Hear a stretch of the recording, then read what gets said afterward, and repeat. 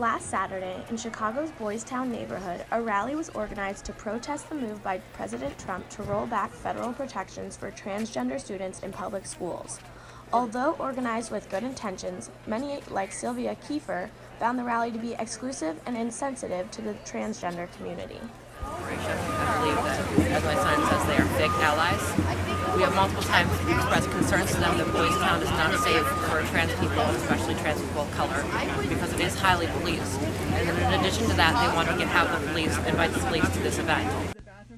Like Sylvia Kiefer, Adam Davies, a transgender student at Northwestern University, expressed discontent with how the rally was organized, which resulted in his choice to not attend. Yeah, so I was seriously considering attending the rally until, so there's another one today that I was also looking at attending. And what I found out was that the rally last week was being held by white cisgender men.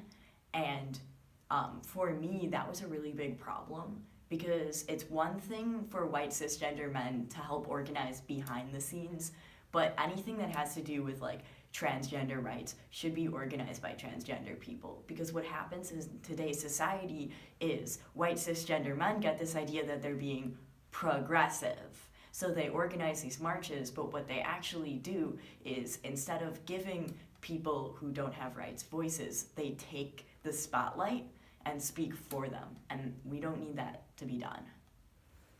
A friend of Kiefer's was actually a speaker at the rally, and while she agreed with a lot of Kiefer's and Davies' qualms, she preferred to look at the protest through a broader lens. Well, it's not so much about compromising or compromising my views as struggling together as a people.